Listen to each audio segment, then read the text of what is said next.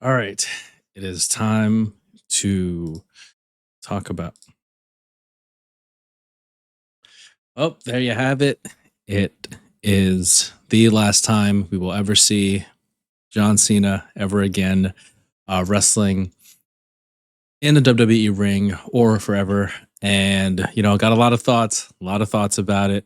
And I think right off the bat, there's a lot of talk online. A lot of people aren't happy with it, honestly. And there's a good portion of so-called experts who are, you know, I don't know. I feel like they're a little bit on their high horse, a little bit of here. They're a little bit like looking down on the fans who aren't as happy about the finish.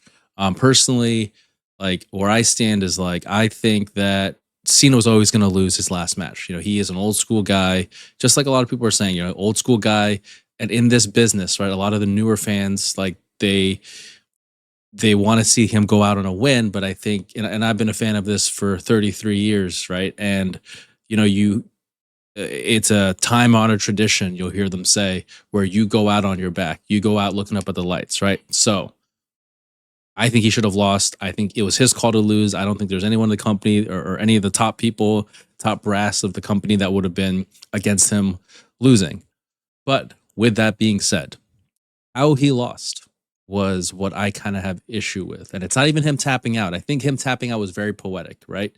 Um, but I think this notion of never give up. I can understand that point of view where people are like, "Oh, he had 20 plus years of never give up, and now he gives up." He could have passed out. He could have, and I think passing out would have been a pretty cool option. But I do think that's a little copying Stone Cold Bret Hart, and I think people would have probably, nitpicked that a little bit. And I think Cena has a lot of respect for the business to not copy what Stone Cold did with Bret Hart. And I think it's poetic in a way where he he knew he's at the end of his rope, right? John Cena, the character, John Cena, the in ring character, when he was wrestling full time, never gives up, right? He never gives up and all this stuff. Nowadays, now when it's he is retired or he's gonna retire, this is his last match. He knows, gotta call it right. Like that. That's basically him saying this is the time for him to move on from this business, for him to time to move on from his character, from being in the ring. There's classic Cena just pushing other people forward. There are you know better guys ahead than him. His time has passed. Now the problem I have with just the way it all happened was the whole. I mean, we'll get into also the whole retirement tour in a second, but just the match itself. I feel like the problem I have is like there wasn't even a dramatic build up to him tapping out, right? And maybe I mean, I feel like you could put some responsibility on the announcers or just the way they drew out the match, or maybe Gunther didn't sell as hard or I don't know, maybe it was a little rushed, maybe the time constraint. I don't know. I don't know, but like a couple examples that come into mind is like you look at, ironically, you look at Triple H when he lost to Taker at WrestleMania 27, and he does this like faint like tap after Undertaker has him in that whatever that Kimura, whatever the submission Taker had.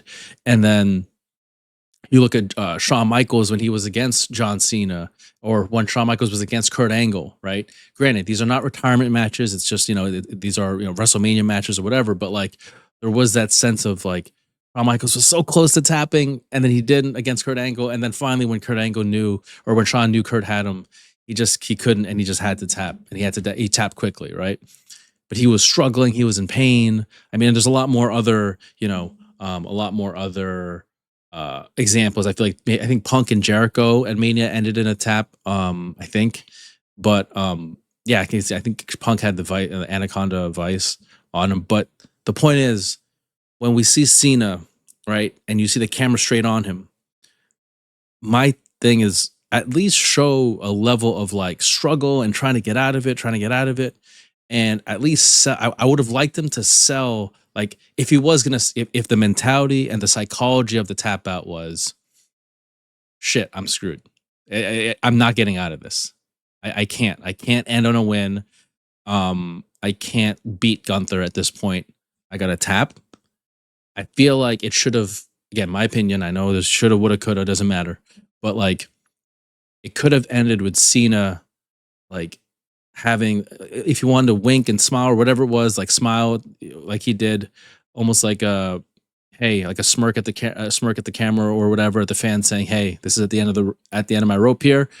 Tap, and I feel like he should have just like passed out for like a good solid 2 minutes, like just legit 2 minutes. He's on the ground, not moving, and that would have just sold like, oh, he really gave it everything he had, you know. But then the fact that he like taps out, and then I don't know, less than like 40 seconds later, he's like, oh, he's back up and he's like walking around. It's like it almost and it's like I saw a comment on Twitter like the or an X the hold is a sleeper hold. Why is he tapping out to a sleeper hold? Just like put him to sleep. You know, if you're gonna go out, just go out on your shield and go out and like just pass out. You know, but again, like kind of steps over into some cool things. But I feel like the way it was done to me just and then the entirety of the match it like there was a lot of no selling of the a little bit and Gunther is presented as this like unstoppable machine. He beat Goldberg and everything. I just feel like though like it could have been better if Gunther sold a little bit more, like really just make him weak and make him like maybe hurt his leg and limp. I mean, you look at like Taker, he was selling his leg against Shawn Michaels. Shawn Michaels was selling, I think, a knee against John Cena at WrestleMania. There's a lot of other examples of people like just sell a body part or something, just to make it more dramatic. And even the announcers, like again, love Michael Cole, love Wade Barrett, all these guys. But like there was, I feel like we were robbed a little bit of that like Jim Ross, like screaming at the top of his lungs, like don't do it, don't tap, like don't tap, like there was so much like opportunity to have that like oh my gosh don't do it moment, and we had like one maybe two, like just the fans were saying don't give up, don't give up, and then before we knew it it was like he just taps it and I'm like really that like that's it. I think the tough part of it all was the moment he tapped. It's this like realization that it's over. Number one, sucks. It's over. We all love Cena. We all wanted, to uh see him win or whatever, but I think we all knew he wasn't gonna win. But we all love Cena and didn't want to see him stop wrestling anymore. A lot of people's childhoods. But number two, it was like, that's how you ended it? Like that. And I think a lot of people were thinking the entirety of the match, of the retirement tour, like it all comes to a head now of like, again, personal opinion. Everyone has their own opinion. I get it. I'm, like all the smart wrestling fans want to like say and argue of how they're, they know the business and everything. But I just think, and again, I love like the behind the scenes of the business. I'm very much like a fan of what goes on behind the scenes, and I've watched, study whatever all the kayfabe shit that goes on, and just the shoot stuff that goes on behind the scenes. But I think from just a general fan's perspective, like you you have the heel turn that didn't really amount to what people thought it would amount to. Um, you had the quick just change of heel to face. You had Logan Paul like three times, and I like Logan Paul honestly, but once was enough. I feel like, and then you had like a tag team. You had two matches with Dom, and like there were so many other matchups I think people wanted to see, and people were like, I think there was a holding out of, okay, you know what? It's not over yet. It's not over yet, And that's where they were looking at Triple H like, hey, you still have a chance to kind of like, it's not necessarily win you over, but like still have a chance to really send this off in a bang and at least and have people go, you know what?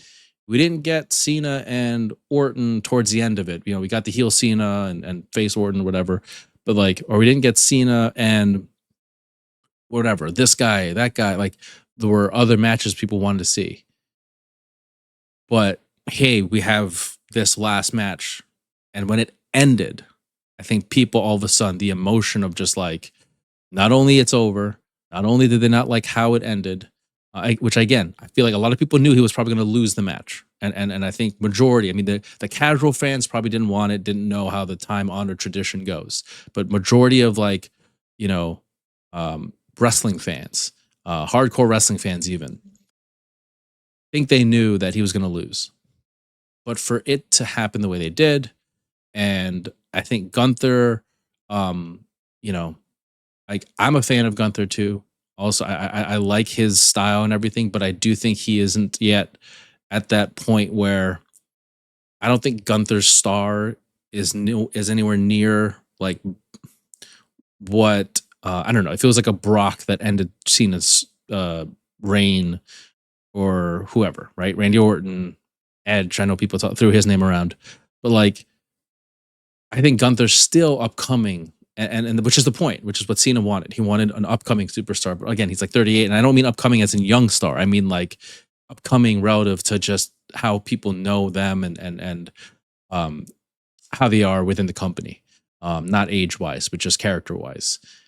But I feel like there was just that, I don't know, too much suspension of belief from Triple H, the writers, Bruce Pritchard, all these people, where it's like they wanted people. It's almost like we're being forced a little bit to go, hey, Gunther is this destroyer. And you look at all the post show interviews, you look at all the whatever Big E, whatever Rosenberg, all those the panel, and then you look at Sam Roberts and Megan, their podcast. It's like, of course, they work for the WWE, but they're all pushing this narrative of like Gunther, he's scary, he's like the destroyer. He retired Goldberg, he retired Cena. Now it's like I don't think the fans wanted to buy it or are buying it so quickly. I mean, I think they'll get there. I think everyone's going to get there. I think everyone knows, yeah, he's a badass. Like, yeah, he's old school. Yeah, he's not doing flips. Yeah, he's very like technician.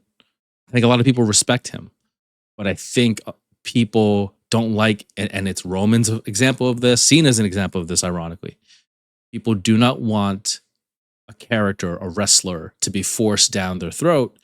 And it seems like with stuff that like Gunther's doing or Triple H is doing with the storyline directions, it's like we're being forced to like a certain thing, right? Because even the example of how is it that Gunther is so powerful, but he made John Cena tap out, but yet he tapped out to Jey Uso at WrestleMania in his own submission move, and yet where's Jey now? It's like it just doesn't like line up, right? Like it doesn't line up where that's it's almost like if Brock were to beat Taker's streak, but then Brock taps out to like I don't know, like like a mid Carter at the time, right? And again, I just at the time Jey Uso was working his way up. But the point is, it's hard to believe how scary Gunther is when it's so fresh in our mind that like he just tapped out to Jey at WrestleMania with his own submission, you know?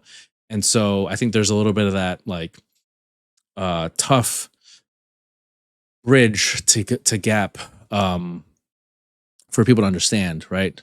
Um or to gap that bridge, whatever. But like I think overall, we look at this retirement tour. I think that's another thing too. You look at the retirement tour itself and just how it all came about. And even with news coming out that like Cena wanted to do 220 dates or whatever. And, not that like, nowadays, right, WWE doesn't do even 200 dates or whatever he's originally said it would be, or he wanted to do. But I think now, like hearing that, I think fans go, wait a minute. Like Cena cleared his whole schedule and he was willing to do as many dates as the company would want. And the company said, no, we'll use you for 36. And then that's where he decided to kind of split his time between movies and WWE, because I thought he was already committed to the movies and certain projects that he could only do 36. But come to find out, it's almost like, no, actually, we'll just use you for 36. And that's also a part that kind of pisses me off a little bit because I'm like, wait, hold on.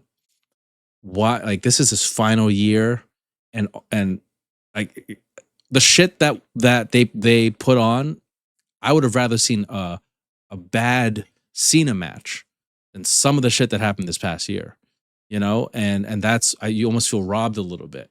But at the same time, hey, they're trying to push new stars and push a new era. You can't keep reliving in the past. But I just feel like, I don't know, like when Kevin Owens went down and there was just like Randy Orton wasn't around as much, like there was an opportunity for them to go, let's put Cena in more, or like, I don't know. And the absence of Rock being around and Roman being more part time, and like Cody can only do so much, and stretch so be stretched so thin.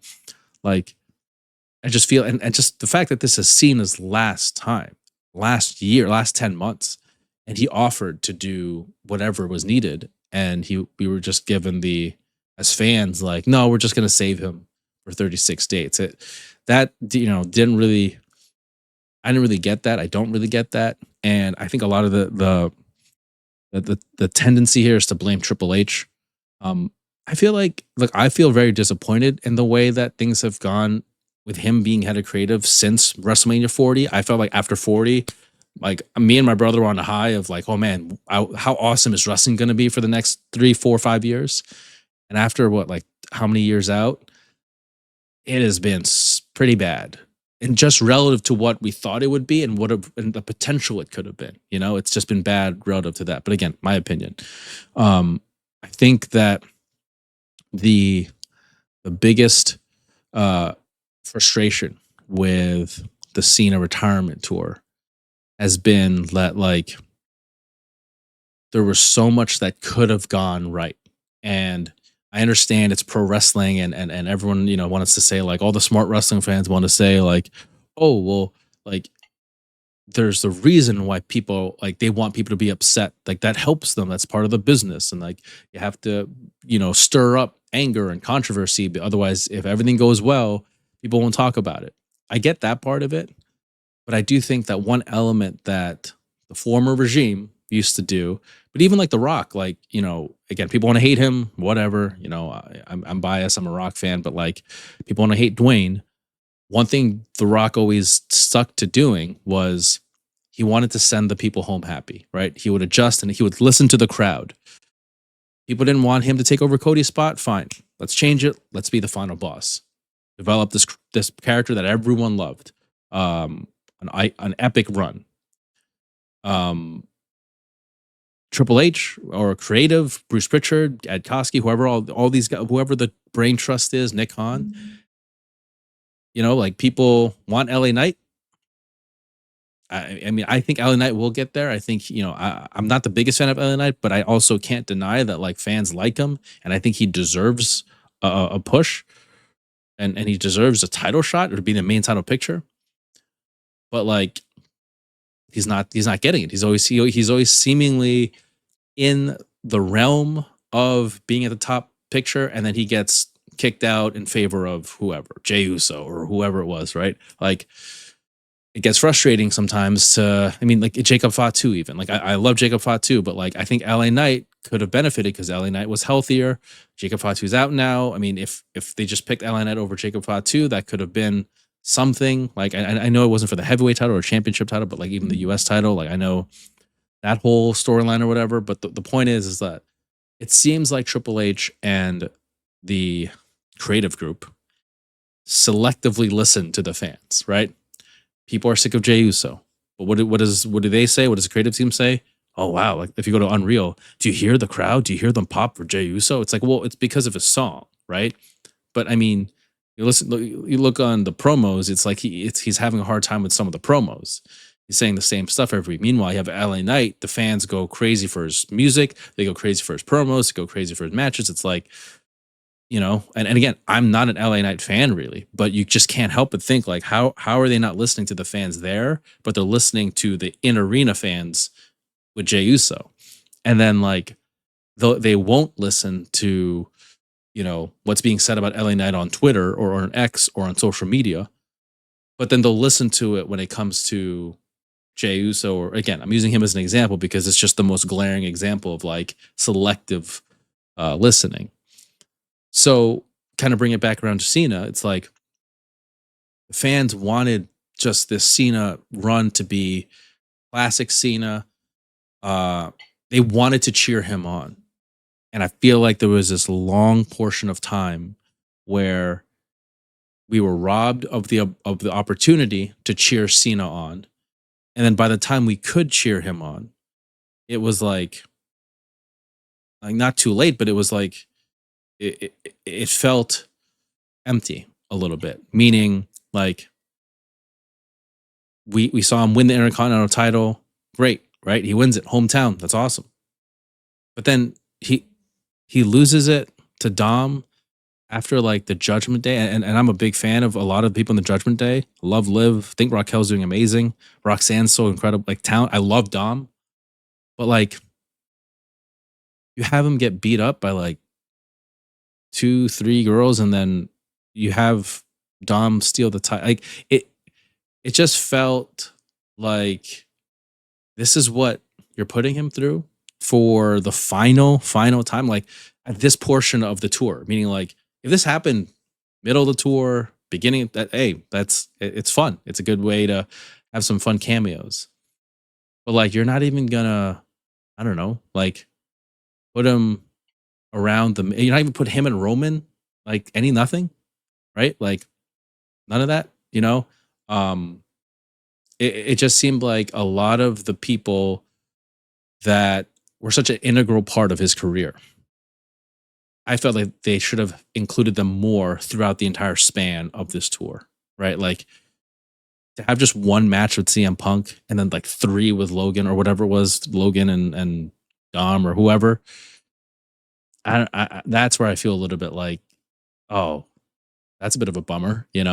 Um, but overall, like this definitely doesn't take away from just how much now getting into just how much like respect and you just love what you love John, you love what he's done for the business. And I will say this admittedly, being now like look, I'm a Roman guy over Cody. I'm a Rock fan over Cody or Cena. Like I was cheering for The Rock in 2012.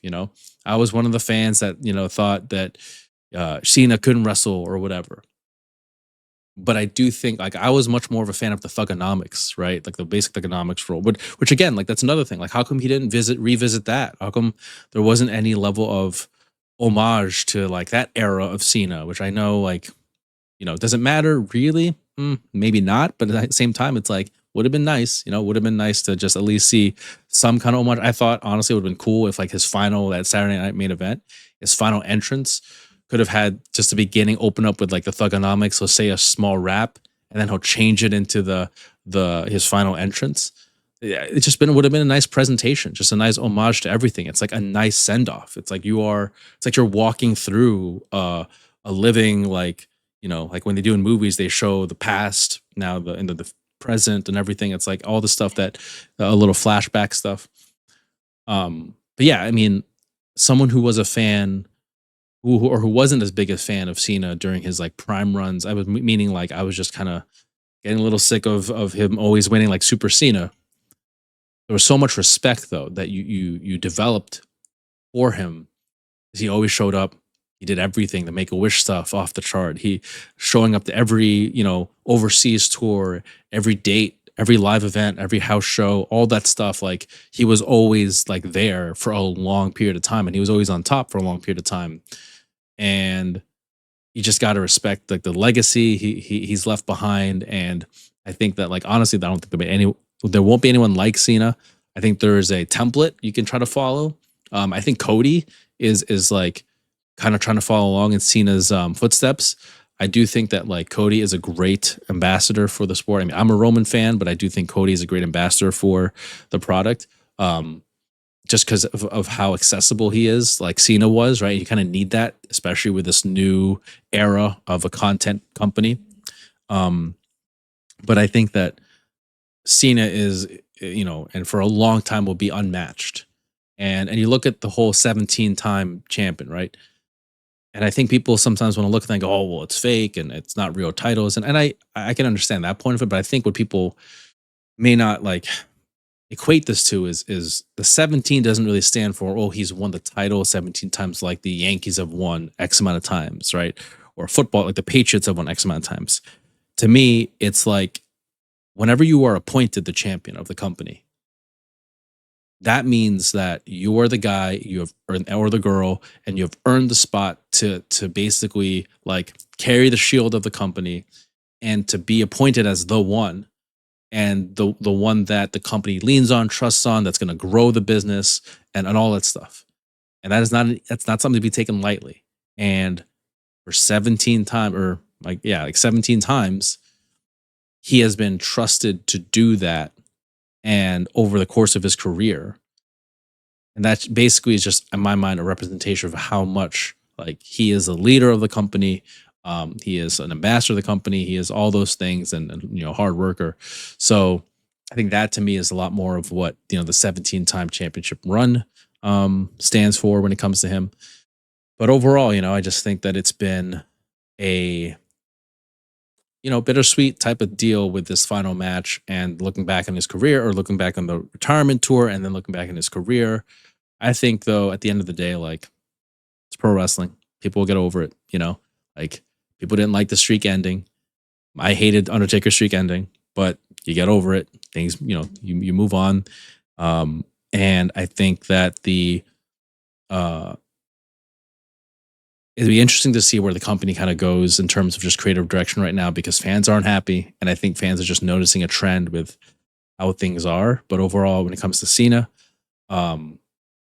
honestly, and I'll leave it at this, because I think this was such a perfect point made by John when he was on the Pat McAfee show. He said that, like, people throughout his career have always been 50-50 on him. Let's go Cena. Cena sucks. I was one of the people that said Cena sucks. And this retirement tour is such a metaphor for that. It is such a representation of that thought of, people loved his retirement tour. People hated his retirement tour. People thought it should have been this way. People thought it should have been that way. It's like, it's 50-50. And I think that is probably so fitting for John Cena, is that regardless of any point in his career, Thugonomics, Super Cena, right? The soldier, never give up, hustle, loyalty, respect. There was always a period of time where a group of people hated him, a group of people loved him, but everyone always respected him. So that's kind of a very fitting way for his career to go out, because that kind of just shows the way he was from beginning to end with the company. So it's honestly been so cool to watch him, and so cool to just see him over the years. Just my level of respect for him very much grew over time, seeing him.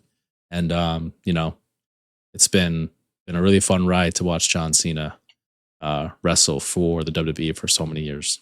But definitely gonna miss him. And but he had one hell of a career.